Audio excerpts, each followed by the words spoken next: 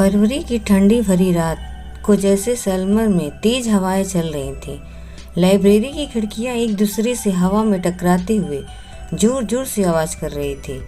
लगता है जाते जाते सर्दी बड़ा झटका दे जाएगी, पीहू ने सोचा और ओढ़ी हुई ऊन की शॉल को थोड़ा और कसकर ओढ़ लिया। वो खिड़की बंद करने के लिए कुर्सी से उठी, लेकिन उसे अचानक दांत में तेज दर्द हुआ और वो वापस बैठ गई। तभी धीरू काका वहां आए और उन्होंने खिड़की का दरवाज़ा बंद करते हुए बोले, गुड़िया अब घर जा, हवाएं शुरू हो गई हैं, आज मैं ताला लगा दूंगा। धीरू काका लाइब्रेरी का ध्यान रखते थे। लगभग उनकी रिटायरमेंट की उम्र हो गई, लेकिन उनकी जगह अब तक कोई आया नहीं था। पीहू उनके लिए उनकी गुड़िया ही थी। वो पीहू का ध्यान रखते और पीहू लाइब्रेरी की चाबी वो उसी को देते। पीहू भी जिम्मेदारी से लाइब्रेरी का ध्यान रखती।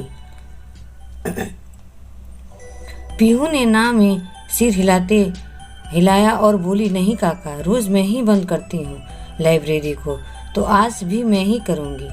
फिर वो रजिस्टर में काम करने लगी। उसमें देखकर वो अपने आप में बुदबुदाई, हर बार की तरह इस बार भी एक ही डिफ़ॉल्ट है।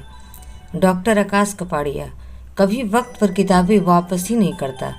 कहता है फैज या फराज थोड़ी ही किसी टाइम लिमिट में आते हैं। डॉक्टर होकर भी वक्त की कदर नहीं है उसे। ये कहते हुए पीहू ने रजिस्टर बंद कर दिया। अभी कुछ महीने हुए थे आकाश का यहाँ ट्रांसफ़र हुआ। जिस महीने उसका जैसलमेर के अस्पताल में ट्रांसफ़र हुआ, उसी महीने पीहू की माँ के दांत में दर्द हुआ था। आकाश यहाँ नया था और पीहू की माँ उसकी पहली पेशेंट। उसकी और पीहू की माँ की अच्छी जान पहचान हो गई थी। आकाश को सर्दी में भी मटके का पानी पीने की आदत थी, तो पीहू की माँ ने उसे सदर बाजार में ढूंढ कर सही मटका दिलवाया था। उस दिन पीहू ने माँ पर बहुत गुस्सा किया था। क्यों किसी अनजान के लिए पूरा मार्केट घूमती रही। पीहू को पसंद नहीं कि उसके रूटीन में कोई बदलाव आए, लेकिन आकाश की वजह से ऐसा होने लगा था। वो घुमंतु था, जानबूझकर अपनी ट्रांसफ़र करवाता रहता था ताकि हर बार उसे नई जगह देखने का मौका मिले। उसे आकाश थोड़ा पागल लगता था, जो कभी एक जगह नहीं रुकता, अपनी किताबें वक्त पर वापस नहीं करता। पीहू का घर लाइब्रेरी के पास ही था। वो रोज़ पैदल ही घर जाते वक्त वो एक तय रास्ते से ही जाते। रास्ते में वहीं मोड़ आता, वहीं चौराहे पर पीपल का पेड़, फिर चौधरी स्वीट्स, जहाँ रुककर रोज़ पाव भर मोतीचूर के लड्डू ले जाती। आज भी वहीं रुकी थी। आज तो वो कुछ खास सजा था। लाल और सफ़ेद रंग के दिल शेप वाले गुब्बारे लगे हुए थे। वो देखकर पीहू हंस दी। फरवरी का महीना और वैलेंटाइन डे का खुमार, हाँ वो तो आज हर जगह होगा। आज भी उसने पाँव भर लड्डू लिए। इच्छा हुई माँ के लिए मावे की कचौरी लेकिन फिर सोचा नहीं, माँ कहेगी क्यों आज मावे की कचौरी, ओह वैलेंटाइन डे है, इसीलिए कहती हूँ शादी कर ले। उन्हें तो बस बहाना चाहिए शादी की बात शुरू करने का। जब भी पीहू आलू के साथ प्याज लेना भूल जाती तो माँ कहती, शादी करती तो ऐसा नहीं होता, कोई होता प्याज याद दिलाने वाला। पीहू अपना पैकेट लेकर दुकान से उतरी, तभी उसके दांत में फिर दर्द शुरू हुआ। वो ये सोचकर हंसने लगी, जब वो माँ को बताएगी कि उसके दांत में दर्द है तो माँ उससे भी शादी से जोड़ देगी। जब वो घर गई तो माँ उससे कुछ नहीं बोली। उन्हें ऐसे चुप देख पीहू को हैरानी हुई। माँ ने रोज की तरह पीहू के बैग से खाली टिफिन निकाला और उसमें से चॉकलेट के 5 रैपर भी। माँ बोली, इसीलिए तू सुबह से मुंह बनाकर बैठी है। पीहू सोचती, माँ रॉ एजेंट होती तो इतनी तरक्की करती कि देश के प्रधानमंत्री इनको खुद अवार्ड देते। सुनकर डॉक्टर के पास जाना दांत दिखाने। अभी फटाफट हाथ मुंह धोकर आ। उसने वॉश बेसिन का नल खोला तो उसमें पानी नहीं था। वो चिल्लाई, माँ पानी खत्म हो गया। माँ बोली, अब मैं भी क्या क्या करूँ, शादी करती तो कोई होता पानी टंकी का ध्यान रखने वाला, ये सुनकर पीहू मुस्कुरा दी।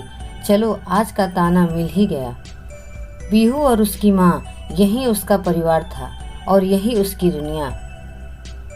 उसे अपनी दुनिया में कोई और नहीं चाहिए था। कॉलेज की पढ़ाई के बाद उसके काफ़ी दोस्त दूसरे बड़े शहर जाकर नौकरी करने चले गए थे, लेकिन वो नहीं गई। आदत जो हो गई थी उसे यहाँ की। जैसलमेर के पीछे कैनवास पर बनी संकरी गलियों की, चौराहे वाले पीपल के पेड़ की, चौधरी स्वीट्स के, मोतीचूर के लड्डू की। उसे लगता सब कुछ सही तो है, तो कुछ बदलना क्यों। उसे उसकी जॉब पसंद थी, किताबों से प्रेम था उसे और उन्हीं के इर्द गिर्द रहती थी। जैसलमेर जैसा प्यारा शहर, उसकी माँ, सब कुछ तो परफेक्ट था। इसे खराब करने का क्या मतलब, कहीं जाने का क्या मतलब। कहीं और जाओ और वहाँ रहते हुए भी अपने पुराने शहर के उदासी में जीते रहो। क्यों छोड़ा, क्यों फिर शहर अगर इतना ही अच्छा था तो। उसे नहीं छोड़ना था कुछ भी। वो सब चीज़ों को कसकर पकड़ के रखना चाहती थी। उसे डर लगता था कहीं कुछ उससे टूट ना जाए। उसे नहीं छोड़ना था जैसलमेर, नहीं छोड़नी थी लाइब्रेरी, ना वो चौराहा, ना वो पीपल का पेड़, ना ही चौधरी स्वीट्स के मोतीचूर के लड्डू। वो एक पहाड़ की तरह जीवन जीना चाहती थी, स्थिर अडिग। पर जीवन तो पहाड़ है नहीं, वो तो बहने का नाम है। क्यों बहता है, कैसे बहता है, वो जानना मुश्किल है, पर जीवन आगे बढ़ता रहता है, वो बहता रहता है। पर पीहू उस बहती नदी पर बांध बनाकर बैठ गई थी कि उसे बस अब ऐसे ही रहना है। उसे अब अपने रूटीन में कोई बदलाव नहीं चाहिए था। लेकिन एक बदलाव आ गया था। आकाश, वो अक्सर लाइब्रेरी आता और काफ़ी वक्त वहाँ बिताता। एक दिन लाइब्रेरी में बैठे आकाश बोला, लानत है मुझ पर। पीहू ने पूछा, क्यों? जैसलमेर जैसी बेमिसाल जगह पर होकर भी मैं बोर हो रहा हूँ। लानत है मुझ पर। सोनेर किला सत्यजीत रे की फिल्म में ही देखा है, तुमने तो सच में देखा होगा, मुझे भी देखना है। जैसलमेर जैसे छोटे और पुराने शहर के लिए बेमिसाल शब्द पीहू ने इससे पहले नहीं सुना था। वो बोली, ट्रेवल गाइड वाली बुक ले लो यहाँ से। ये सुनकर आकाश का मुंह ही उतर गया। बुक? अरे ये बुक वहाँ मेरे अलग अलग पोज में फ़ोटो थोड़ी खींचेंगे।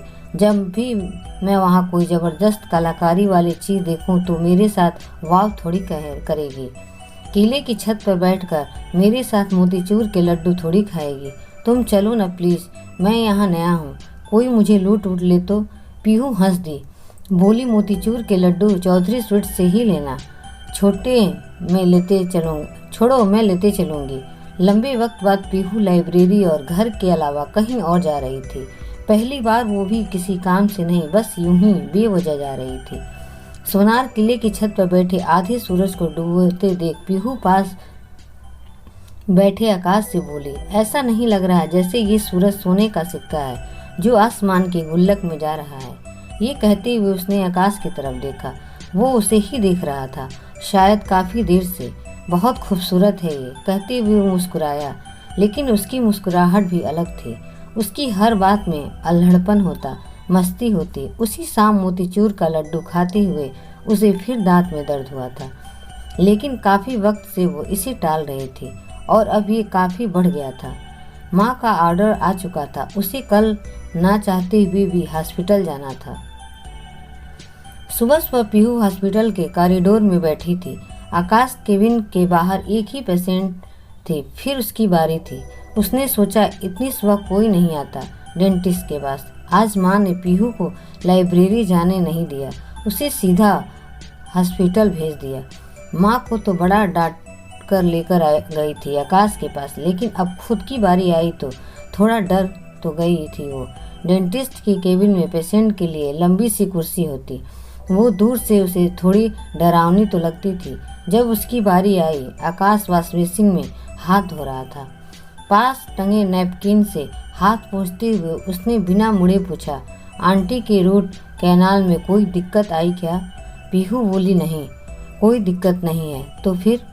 पीहू हिचकिचाते हुए बोली, वो मुझे काम है। आकाश मुड़ा और बोला, वो बुक? एक बुक लेने के लिए तुमने अपॉइंटमेंट लिया? मैं आ रहा था लाइब्रेरी बुक देने। देर करने के लिए सॉरी। नहीं नहीं, वो काम नहीं, दरअसल मुझे दांत में दर्द है। ये सुन आकाश मुस्कुराया और उससे बैठने का इशारा किया। उसी लंबी कुर्सी पर डरते डरते पीहू वहाँ बैठी। आकाश ने उसे चेक किया और बोला, कैविटी बहुत ज़्यादा हो गई है, फीलिंग करनी पड़ेगी। एक दिन में इतनी कितनी चॉकलेट खाती हो तुम? पीहू चिढ़ते हुए बोली। एक दो ही। आकाश फिर मुस्कुरा दिया। फीलिंग करने के बाद वो बोला, आज तुम्हें एक त्याग करना पड़ेगा। आज एक भी चॉकलेट नहीं खानी तुम्हें। कैसे करोगी तुम? पीहू बोली, क्या मतलब? कर लूँगी, इतना भी मुश्किल नहीं है। आकाश हंसते हुए बोला, अभी लाइब्रेरी के रास्ते में चौधरी स्वीट्स आएगा और तुम लड्डू खाने रुक जाओगी। तुम एक दिन क्या, सिर्फ यहाँ से लाइब्रेरी जाने तक भी नहीं कर पाओगे कंट्रोल। लगी सर? पीहू बोली। ठीक है लगी। पीहू जाने लगी तो आकाश बोला, मुझे पता कैसे चलेगा तुमने पूरे दिन कुछ मीठा नहीं खाया। एक काम करते हैं, मैं तुम्हें लाइब्रेरी छोड़ता हूँ। वैसे भी मेरी शिफ्ट अभी ख़त्म हो गई है। देखते हैं कौन जीतता है। कुछ ही देर में आकाश और पीहू दोनों एक साथ गाड़ी पर लाइब्रेरी के लिए निकल गए। गाड़ी चलाते हुए आकाश चौराहे से पहले वाली गली में मुड़ गया। वो जैसे ही मुड़ा, पीहू बोली, ये तो दूसरा रास्ता है। तो मैं तो चौराहे वाले रास्ते से जाती हूँ। आज इस रास्ते से जाकर देखो। पीहू ने आदत बना ली थी उसी रास्ते से जाने की। वही चौराहा, वही पेड़ देखने की। रोज के दृश्य से हटकर कुछ दिखे तो उसे अच्छा नहीं लगता। एक ढर्रे पर चलने वाली जिंदगी छोटा सा ही सही नया मोड़ ले रही थी। आकाश ने एक मटका कुल्फी वाले को देख गाड़ी रोक ली। उसे यूं अचानक गाड़ी रोकता देख पीहू हैरान हो गई। वो बोली, यहाँ क्यों? कुल्फी इतनी सर्दी में दांत के दर्द में नहीं खा सकते, बाकी खा सकते हैं, सर्दी में तो अच्छे से जमती है। आकाश उसके सामने मजे से कुल्फी खा रहा था और वो अपना गुस्सा कंट्रोल किए उसके सामने खड़ी थी। आखिर वो बोली, देर हो रही है, मैं चलती हूँ। अच्छा, तो तुम मुझे कुल्फी खाते हुए नहीं देख पा रही? ये सुनकर पीहू वहीं रुक गई। कुल्फी खत्म कर आकाश ने गाड़ी स्टार्ट की और फूलों की दुकान पर रोक दी। पीहू बोली, तुम्हें पता है ना, मुझे लाइब्रेरी जाना है। जानबूझकर मुझे देर क्यों करवा रहे हो? 1 मिनट बहुत इम्पोर्टेंट है, वरना मैं तुमको देर करवाता क्या? कभी नहीं। वहाँ कदम रखते ही अलग अलग फूलों की मिली हुई महक पीहू की नाक को जैसे गुदगुदा रही थी। वो पीले गुलाब के गुच्छे को उठाकर उसे सहलाने लगी। उनकी खुशबू उसे वापस अपने स्कूल में ले गई थी। तभी आकाश आया और बोला, चले। पीहू ने पीले गुलाब का गुच्छा वापस रखा और बाहर चली आई। गाड़ी में पीहू आकाश से बोली, तुम्हें पता है, हमारे स्कूल में एक गार्डन था जिसमें पीले गुलाबों की क्यारी थी। मैं अक्सर छुपकर एक गुलाब तोड़ लेती थी, फिर उसे किताब के बंद करके रखती थी। आकाश हैरानी से बोला, तुम मस्ती करती थी? तुम? हाँ, क्यों? बड़ा अच्छा फेंकती हो। एक बार हॉस्पिटल में साइन करने के लिए मैंने तुम्हें अपनी पेन दी थी। तुम वो देने के लिए उसी दिन घर से हॉस्पिटल आई और तुम छुपकर गुलाब तोड़ती थी। अरे मैं करती थी, प्रूफ करो। वो कैसे? कुछ सोचकर आकाश बोला, गली के सामने वाले गुलमोहर की पेड़ से फूल तोड़कर दो मुझे। पीहू बोली, वैसे तो तुम हमेशा उटपटांग बातें करते हो, पर आज कुछ स्पेशल लग रहा है। मतलब तुम फेंक रही थी। आकाश के ये कहने पर पीहू उठी और उस पेड़ की तरफ बढ़ गई। वो सोचने लगी, 29 की हो चुकी है, अगले महीने 30 की हो जाएगी। क्या उसे ये करना चाहिए? उसने आकाश की तरफ देखा। उसके चेहरे पर मुस्कान थी जो कह रही थी, तुम ना कर पाओगे। वो कूदी, लेकिन फूल हाथ में नहीं आया। वो उस वक्त को कोसने लगी जब उसने आकाश के साथ आने का फैसला किया था। कहाँ वो अभी लाइब्रेरी में सुकून से बैठी होती और कहाँ अभी ये बच्चे जैसे बीच सड़क में उछल कूदल कर रही है। थोड़ी मशक्कत के बाद एक गुलमोहर का फूल उसके हाथ में आ गया। वो बच्चों जैसे खुश होकर भागते हुए आकाश के पास आई और बोली, देखा, ले लिया। आकाश ने मुस्कुराते हुए फूल लेने के लिए अपना हाथ आगे किया तो पीहू बोली, ये मेरा है। पीहू को इतना खुश आकाश ने पहले कभी नहीं देखा था। उसे मुस्कुराते हुए बच्चों जैसे जिद करते हुए देख उसे बहुत अच्छा लग रहा था। अब आकाश और पीहू गुलमोहर के पेड़ को पीछे छोड़ आगे बढ़ गए थे। पर गाड़ी थोड़ी आगे चली ही थी कि अचानक रुक गई। पीहू ने पूछा, क्या हुआ? आकाश बोला, पेट्रोल खत्म हो गया। ओह गॉड, मैंने कहा था उसी रास्ते से चलते हैं। अभी तक तो मैं चाय पी रही होती लाइब्रेरी में। मेरी ही गलती है जो तुम्हारे साथ आई। आना ही नहीं चाहिए था। क्या करें, पेट्रोल पंप यहाँ से बहुत दूर है। इतनी सुबह ना कोई दुकान खुली होती है, ना कोई ऑटो आती है। आकाश बोला, शांत गंदाधारी भीम शांत, कुछ करते हैं। वो क्या करेगा उसे भी नहीं पता था। दोनों फंस तो गए थे। तभी सामने से स्कूल के बच्चों का टांगा आया। आकाश ने उसे हाथ से रुकने का इशारा किया। उसने तांगे वाले से कुछ बात की, फिर पीहू के पास आकर बोला, चलो बैठो। क्या तांगे में? उसमें तो बच्चे स्कूल जा रहे हैं। पीहू की बात सुन आकाश बोला, हाँ तो बच्चे काफ़ी दयालु हैं, हमें छोड़ देंगे, है ना बच्चों? सब बच्चों ने हंसते हुए हाँ में सिर हिला दिया। पीहू के पास कोई और चारा भी नहीं था। वो धीरे धीरे बच्चों का हाथ पकड़कर बैठ गई तांगे में। पीहू जो थोड़ी देर पहले बेहद परेशान थी कि वो अभी बच्चों के साथ आम पापड़ कच्चा पापड़ खेल रही थी। लाइब्रेरी आते ही जब तांगा रुका तो पीहू ने अपनी घड़ी की तरफ देखा और बोली, 7:45, लेट हो गया। चाबी भी मेरे पास रह गई। काका बाहर ही खड़े होंगे।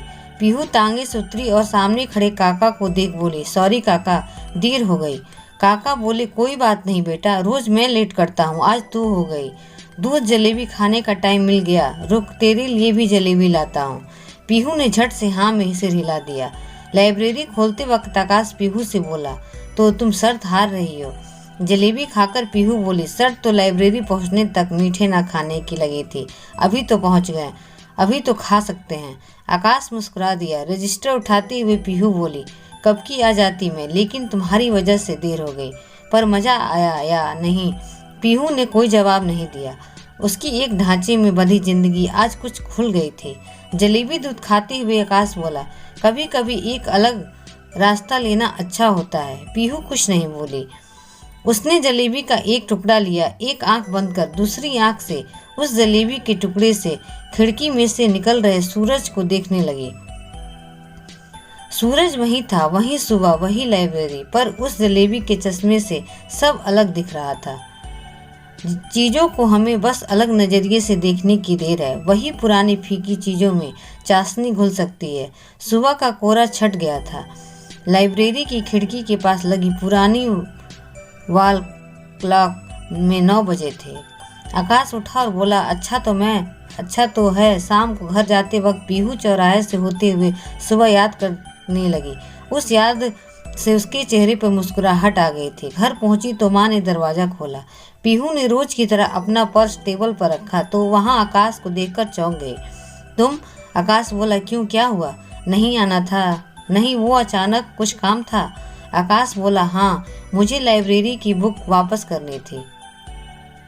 कल आ नहीं पाऊंगा, घर जा रहा हूँ जयपुर, वहाँ से ही बूंदी जाऊंगा। पीहू ने आकाश से किताब ली और सोचने लगी कि ये किताब तो वो लाइब्रेरी में भी वापस कर सकता था, फिर घर क्यों? आकाश बोला, मैं तुमसे कुछ कहना चाहता था। उसने अपनी जींस की पॉकेट में से लाल गुलाब का फूल निकाला। सब ट्रांसफ़र से भागते हैं, लेकिन मैं अपना ट्रांसफ़र खुद करवाता हूँ। सब कहते हैं मैं अजीब हूँ, मैं अकेले भागता रहता हूँ, पर अब मुझे अकेले नहीं भागना। काफ़ी लंबी हो रही है स्पीच, मैं सीधा पॉइंट पर आता हूँ। क्या तुम मेरे साथ भागोगी? मतलब क्या तुम मेरे साथ रहोगी? पीहू को समझ नहीं आ रहा था कि ये हो क्या रहा है। उसकी नज़रें सीधा माँ को ढूंढने लगी। वो किचन में थी। पीहू बोली, तो तुम ये लेने के लिए रुके थे सुबह उस दुकान पर? आकाश ने जवाब दिया, हाँ, पर उस वक्त दे नहीं पाया। पीहू का कोई जवाब ना आते देख किचन से माँ की आवाज़ आई, मेरी चिंता मत कर, मैं आती रहूँगी तुम लोगों से मिलने। आकाश ने कहा, वो मुझे वहाँ घुमाएगा भी। पीहू को गुस्सा आ गया कि यहाँ उसने जवाब नहीं दिया और अब अपना प्रोग्राम तय कर रहे हैं। मतलब माँ को सब पता था। अगर मैं मना कर दूँ तो? पीहू के ये कहने पर आकाश बोला, तो मैं चुपचाप चला जाऊँगा। वो बोली, ये नहीं हो सकता, तुम चुप नहीं रह सकते। क्यों नहीं रह सकता? आकाश के ये पूछने पर वो बोली, तुम मुझे बस यहाँ से जयपुर तक के सफ़र में चुप रह कर दिखाओ, साथ चलते हैं। देखती हैं कौन जीतता है। लगी शर्त। आकाश मुस्कुरा दिया और बोला, चल लगी शर्त। अगर कहानी पसंद आई हो तो प्लीज़ लाइक एंड सब्सक्राइब ज़रूर करें। धन्यवाद।